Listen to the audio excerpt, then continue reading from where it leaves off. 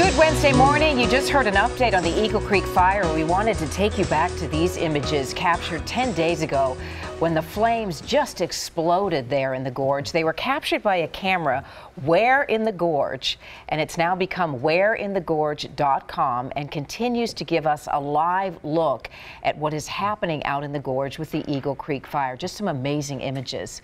And they were brought to us by a gentleman named O.C. Hoflein. He's a landscape photographer in the gorge. He also runs the real estate magazine out there. And O.C., this Where in the Gorge camera has become extremely important for people keeping track of what's going on out there. I was just happy to be able to do it. Setting up a camera like this takes a lot of technical expertise, and I was just glad to be able to move it there in time for the fire and be able to keep people updated. But you had no idea that when you moved it there and hoped you had it set up, that this huge blow up was going to happen. We had no idea. We were hoping it wouldn't, but the weather is going to do what the weather did, and it was nice for people to be able to watch and not have to be nervous and driving on the roads, frankly, those evenings.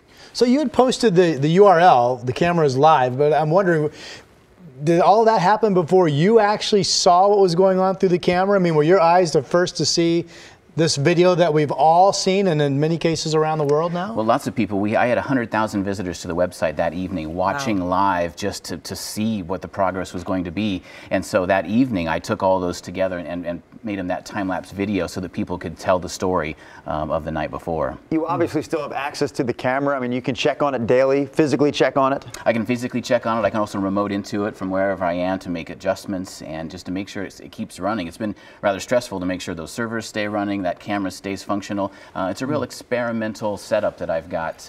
This is a live look right now at that camera that you'll find at whereinthegorge.com. And you were telling us the camera is located in Stevenson. You've been going and checking on it almost daily.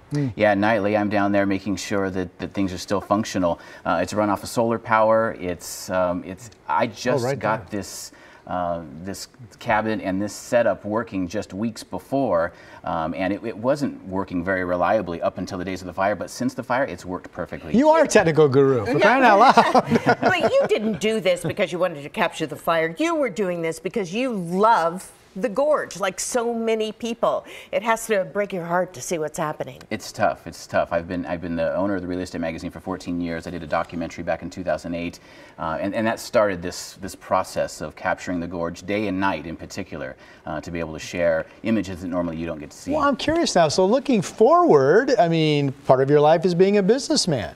Do you think this impacts people moving forward, buying real estate in the gorge? You know, I don't know that it'll impact homes and families going forward so much, but I hope that people are still interested, and probably more than ever, to go out and see what the destruction has done and what the change looks like out there. But my hearts go out to the people that are still not at home and still not running their businesses in Cascade Locks in particular. Yeah. How about people who want to help? Because so many people have talked about wanting to help, wanting to make a difference right now. Where would you say their efforts would best be served in terms of helping the gorge?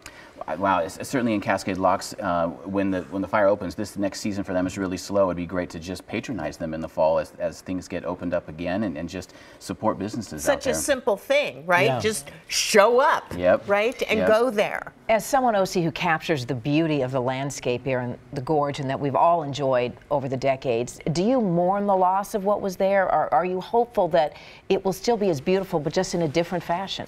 You know, for nature, this is just change. This isn't destruction. We think of it about it as destruction because we build things and they get torn down. But for nature, this is just change. Nothing surprising to have a fire go through a forest. But you know, we all expect green and beautiful green out there. This will be a different kind of beauty, I think, going forward. So I'm a little more optimistic than some about the area and the type of fire. You know, maybe in some areas didn't burn everything. So I'm optimistic overall. I love your outlook on that. Not destruction, just change. Yeah. We need to think about that in our life in general, I think. A plan for the camera shot moving forward? Do you have a kind of an idea in your head of we're going to leave it up there for as long as we have to, need to? Yeah, leave it up there as long as I can. I may move it east tonight because the fire has progressed a little bit through some of that rugged terrain to the east. So it may move up to Home Valley, where some gracious people have allowed me to put it on private property and continue to track the fire for everybody. And this isn't the first time you've done this. You had a camera set up before that captured the beginning beginning of a fire. Yeah, up at Mount Adams, I've had a camera there for 3 years, and in Trout Lake, it faces the mountain to the north, and that tracks day and night. And so 2 years ago, when that fire erupted, first responders and pilots in particular let me know it was very helpful to have that camera view at night to be able to track the fire and what it was doing and where they might go and plan. So I've been doing this for a little while, and it's exciting to see it be useful.